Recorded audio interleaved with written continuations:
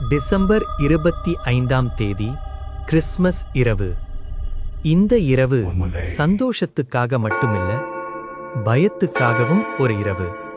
இந்த பழைய சர்ச்ல பல வருஷமா ஃபாலோ பண்ற ஒரு முக்கியமான பழக்கம் இருக்கு. லாஸ்ட் பெல் அடிச்சா அப்புறம் சர்ச் கதவை திறக்க கூடாது.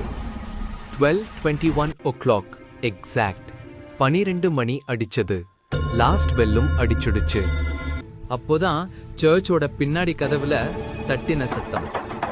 ஒரு அழுற மாதிரி ஒரு குரல் மெதுவா சொன்னது, ஃபாதர், கதவை திறந்து விடுங்க. கதவு மெதுவா திறந்தது. வெளியில நின்றது ஒரு சின்ன பையன், வெள்ளை உடை, முழுசா நனைந்த நிலையில். ஃபாதர் அவனை பார்த்து கேட்டார், நீ யாரப்பா? அந்த பையன் மேல பார்த்து சொன்னான், நான் இன்னைக்குதான் பிறந்தேன். கிறிஸ்மஸ் பாட்டு ஆரம்பிச்சது. அப்போ ஒரு பெண் ஒரு சடனா கத்தினாங்க. ஃபாதர், அந்த பையனோட நிழல் தெரியல.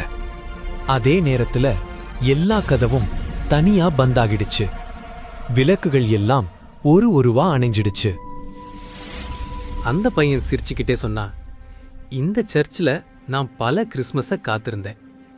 அடுத்த நாள் காலை சர்ச் கதவை திறந்தபோது ஃபாதர் ஆல்டர் பக்கத்துல உயிரில்லாம கிடந்தார்.